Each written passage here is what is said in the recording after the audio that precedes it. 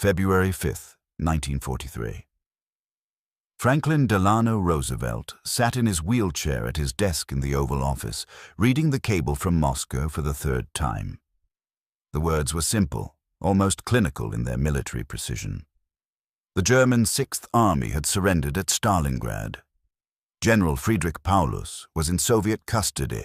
Approximately 91,000 German soldiers had been taken prisoner. The battle was over. But Roosevelt, who had spent 2 decades learning to read between lines, to see what others missed, to understand the deeper currents beneath surface events, saw something else in those spare sentences. He saw the future of the war, he saw the shape of the peace that would follow, and he saw that everything had changed. He reached for his pen. The epic struggle at Stalingrad, he would write to Stalin that same day, has inspired the hearts of all free peoples. The words came easily, but they barely captured what he understood. Stalingrad hadn't just been a battle. It had been the moment when the most powerful military machine in human history, the Wehrmacht that had conquered Poland in weeks and France in 40 days, that had rolled through the Soviet Union taking millions of prisoners, that had seemed unstoppable, had been stopped and then destroyed. But to understand what Roosevelt saw in that moment, you have to understand what he had feared for the previous 18 months. June 1941. When Hitler launched Operation Barbarossa, the invasion of the Soviet Union, virtually every military expert in Washington gave the Soviets weeks, perhaps months at most. The British Joint Intelligence Committee estimated 3 to 6 weeks. The American military attaché in Moscow cabled that Soviet resistance would collapse within a month. Even Roosevelt's own advisors told him the Red Army was finished, and the evidence seemed overwhelming.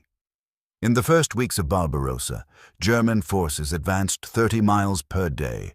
They encircled entire Soviet armies. By December 1941, they had taken 3.3 million Soviet prisoners. 3.3 million. The Wehrmacht stood at the gates of Moscow. Leningrad was under siege. The Soviet Union appeared to be experiencing the same catastrophic collapse that had destroyed France. Roosevelt faced an impossible calculation. The United States was now in the war after Pearl Harbor in December 1941. American factories were ramping up production, but everything took time. Tanks, planes, ships, trained soldiers. Time. And if the Soviet Union collapsed, if Hitler secured the resources of the entire Soviet territory, the oil of the Caucasus, the wheat of Ukraine, the factories of the Urals, then the war would be lost before America could fully mobilize. He made a decision that baffled many of his advisors. In November 1941, even as German forces pushed toward Moscow, even as the Red Army seemed on the verge of disintegration, Roosevelt extended Lend-Lease aid to the Soviet Union. American trucks, aircraft, food, raw materials would flow to the Soviets. Not as a loan they might never repay, but as a grant, because Roosevelt understood something his military experts didn't. The Soviet Union hadn't collapsed. Against every prediction, against all military logic, the Red Army was still fighting. Moscow held in December 1941. The Soviets even counterattacked, pushing the Germans back from the capital. But this was winter. Everyone knew the Germans would resume their offensive in the spring. And in the spring of 1942, they did. May 1942. German forces launched a massive offensive in southern Russia, driving toward the oil fields of the Caucasus. Soviet forces retreated, then retreated further. Entire armies were encircled and destroyed. By August, German forces had reached the Volga River at a city called Stalingrad. Roosevelt received regular intelligence briefings on the situation. The reports made grim reading. The Soviets had lost another 600,000 men in the spring and summer campaigns. German forces were advancing on multiple fronts, and now they were fighting in Stalingrad itself, a sprawling industrial city on the Volga, the gateway to the Caucasus oil fields. If Stalingrad fell, if the Germans secured the Caucasus, the strategic situation would become catastrophic. The Soviet Union would lose its primary oil supply. German forces could sweep north behind Moscow. The Red Army, already bleeding from massive casualties, might finally break. And Roosevelt would face the nightmare scenario: a German-dominated Europe with infinite resources, facing an America that was still building its military strength, that wouldn't be ready for a cross-channel invasion of France until 1944 at the earliest. The war might go on for years. It might be unwinnable. August 23, 1942. The German Luftwaffe conducted the most devastating air raid of the Eastern Front, dropping thousands of bombs on Stalingrad. 40,000 civilians died in a single day. The city became an inferno. German ground forces reached the Volga. Soviet forces clung to a few hundred yards of riverbank. In Washington, Roosevelt met with his military chiefs. General George Marshall, Army Chief of Staff, laid out the situation with characteristic bluntness. The Soviets were in desperate straits. They were demanding a second front, an immediate invasion of France to draw German forces away from the Eastern Front. But the United States wasn't ready. The Army had only trained divisions. The landing craft didn't exist. An invasion of France in 1942 would be a disaster. Roosevelt made another decision: Operation Torch, an invasion of North Africa in November 1942. Not the second front Stalin wanted, but something. A way to engage German forces, to show the Soviets that America was committed, to buy time. Because everything was about time. Time for American production to reach full capacity, time to build the ships and planes and tanks, time to train the army, and time required that the Soviet Union keep fighting. September 1942. The battle for Stalingrad became street fighting. German forces pushed into the city, taking it block by block, building by building, room by room. Soviet forces defended with a fanaticism that shocked German commanders. The Volga behind them, nowhere to retreat, they fought for every staircase, every basement, every pile of rubble. Roosevelt read the intelligence reports with growing tension. The Soviets were feeding fresh divisions across the Volga at night, replacing catastrophic losses. But how long could they sustain it? German forces controlled 90% of the city. The Soviet foothold was measured in hundreds of yards, and then, in October, the German advance slowed, stopped. The Soviets were still holding, in the ruins of factories, in the sewers, in the skeletal remains of apartment buildings. They were still fighting. But Roosevelt understood something his intelligence analysts were missing. He had been watching the pattern of Soviet resistance for 18 months now. Moscow, they said the Soviets would collapse, but Moscow held. Leningrad, under siege for a year, they said it would fall, but it held. And now, Stalingrad. The Soviets weren't just defending. They were learning, adapting, becoming more effective. He had another clue. The Lend-Lease supplies flowing to the Soviet Union.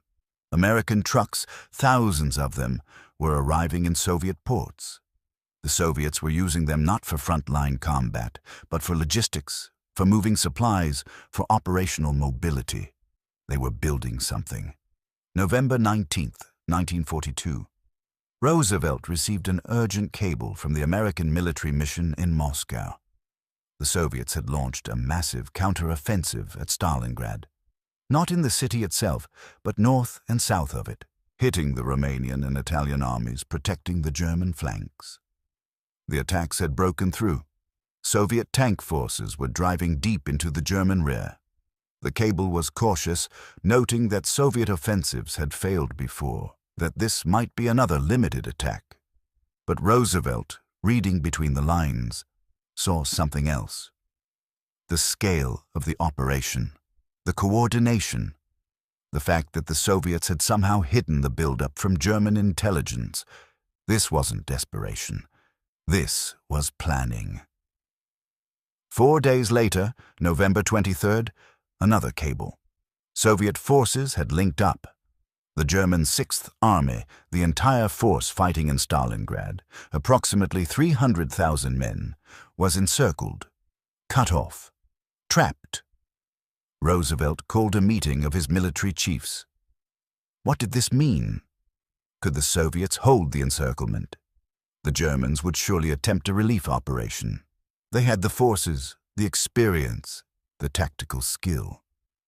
December 1942. German forces launched Operation Winter Storm, a relief attempt to break through to the encircled Sixth Army. Soviet forces stopped it cold. The German relief force got within 30 miles of the pocket, then was driven back. And Roosevelt began to understand the full magnitude of what was happening. This wasn't just a successful Soviet counterattack. This was a fundamental shift in military capability. The Red Army that had been encircled and destroyed in 1941, that had lost millions of prisoners, that had retreated across hundreds of miles, had learned how to fight the Wehrmacht, and not just fight it, defeat it. January 1943. The German Sixth Army was dying in the pocket. Supplies ran out. The Luftwaffe couldn't deliver enough by air. Soviet forces tightened the ring. On January 8th, the Soviets offered surrender terms. The German commander, Friedrich Paulus, refused. Hitler had ordered the Sixth Army to fight to the last man. Roosevelt followed the situation with intense focus. He understood the symbolism. Stalingrad bore Stalin's name. The Soviet dictator had made it a test of wills with Hitler. But beyond the symbolism, Roosevelt saw the strategic reality. The German army that had seemed invincible was trapped, starving, freezing, and being systematically destroyed. And the Red Army was doing it. January 31st, 1943. Paulus surrendered. The southern pocket of the German Sixth Army, what remained of it, laid down its weapons. 2 days later, February 2nd, the northern pocket surrendered. The Battle of Stalingrad was over. The casualty figures that reached Washington were staggering. Of the 330,000 German soldiers trapped in the pocket, only 91,000 survived to surrender. The rest died of wounds, starvation, cold, or in the final fighting. And of those 91,000 prisoners, intelligence estimates suggested only a few thousand would survive Soviet captivity to return to Germany. But the German losses were only part of the story. The Soviets had paid a terrible price. Approximately 1.1 million Soviet casualties in the battle and the surrounding operations.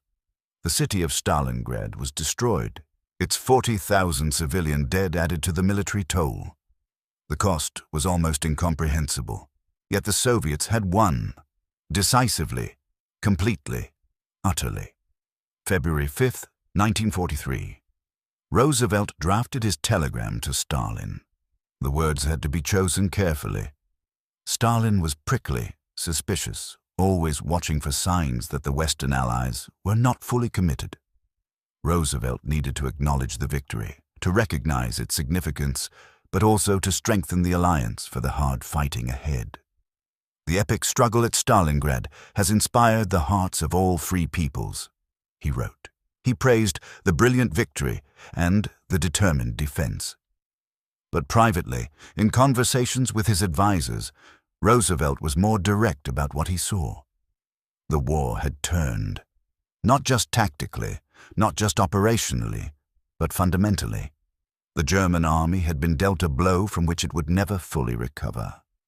Not just the loss of the Sixth Army, though, that was devastating enough.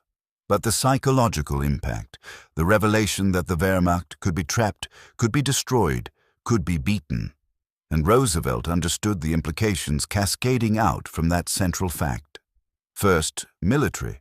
The German army had lost not just 300,000 men, but its offensive capability in the east.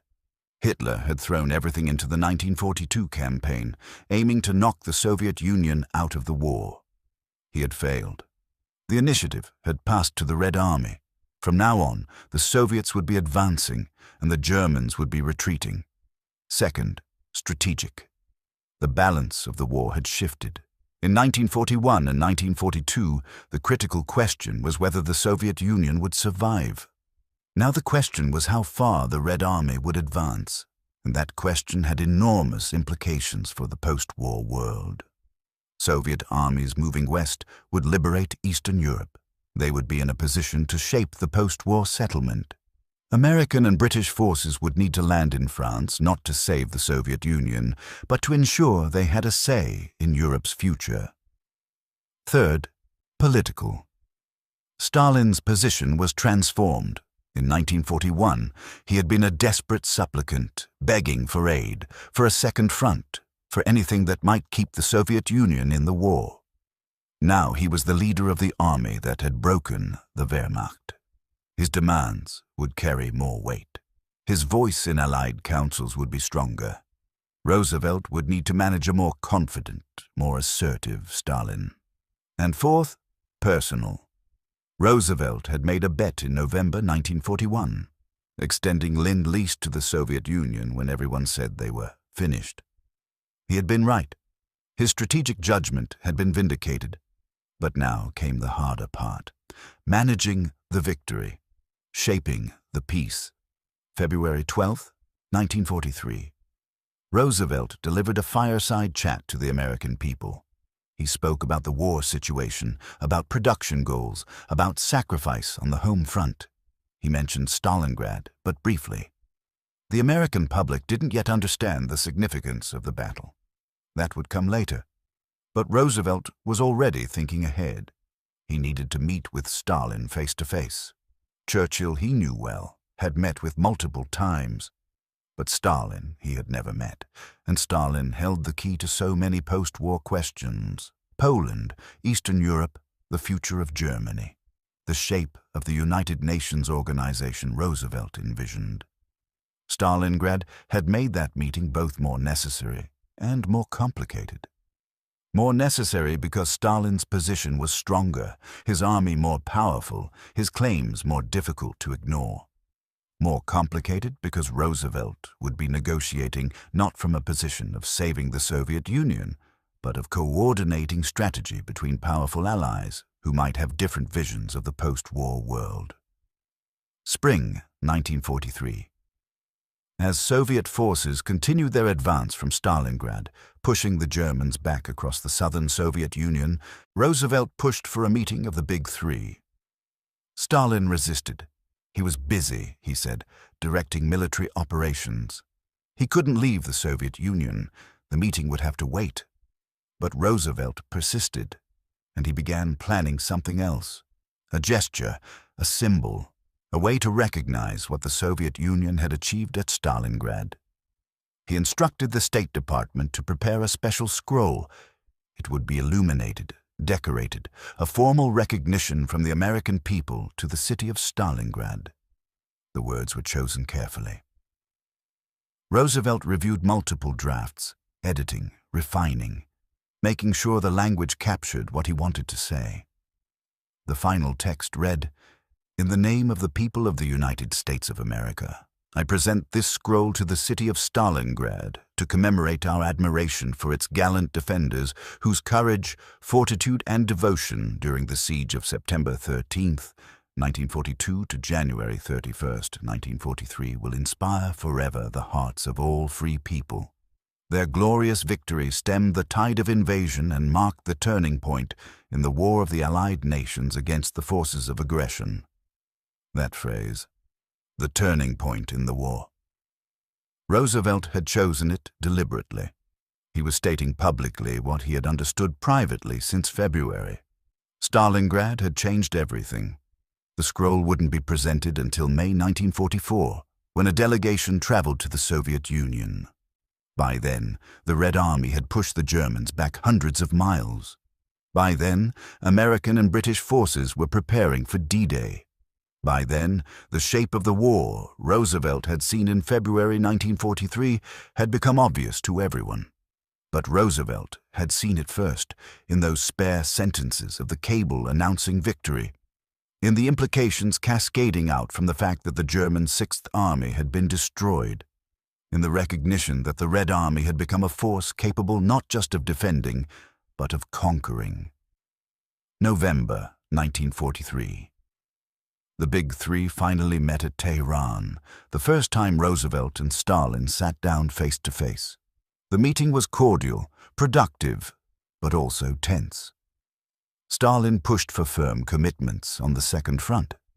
Roosevelt and Churchill promised an invasion of France in 1944.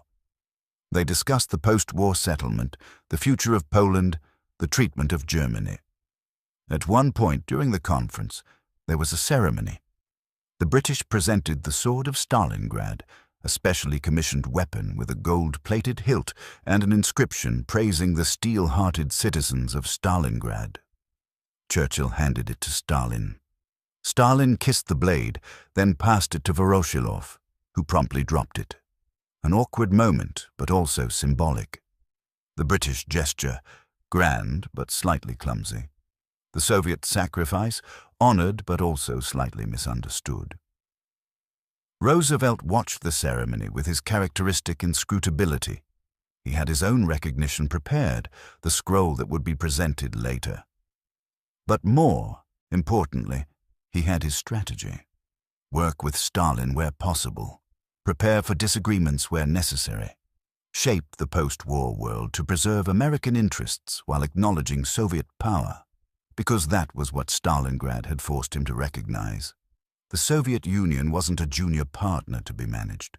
It was a major power that had borne the brunt of the fighting, paid the highest price, and earned the right to shape the peace. The numbers told the story.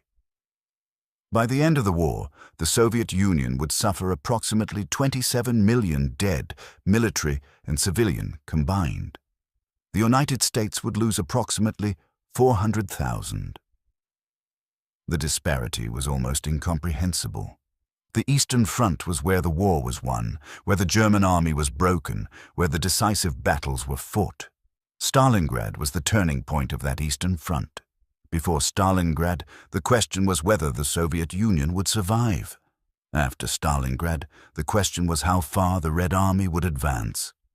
Roosevelt understood this in February 1943, sitting in the Oval Office, reading that cable.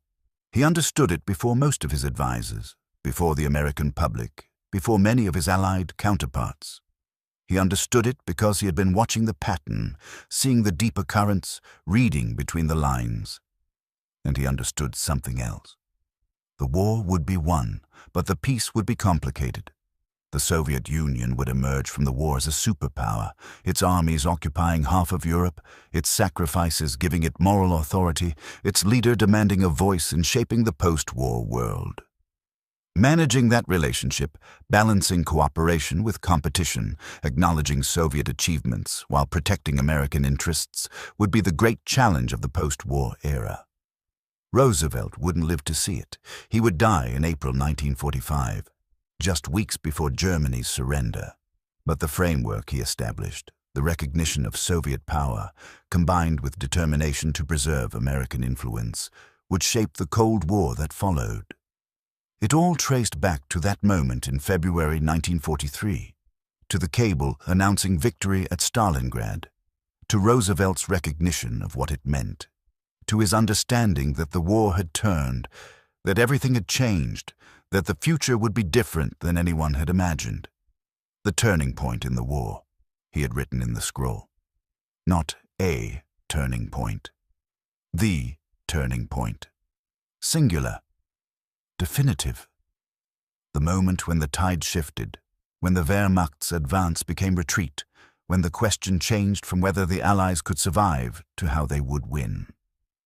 Roosevelt saw it first, in the ruins of Stalingrad, in the surrender of the German Sixth Army, in the emergence of the Red Army as a force capable of defeating the most powerful military machine in history.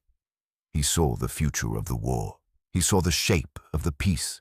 He saw that everything had changed. And he reached for his pen to write to Stalin, to acknowledge the victory, to strengthen the alliance, to begin shaping the world that would emerge from the ashes of Stalingrad. The epic struggle, he called it. The brilliant victory. The turning point. He chose his words carefully, as he always did. But privately, he understood something more profound.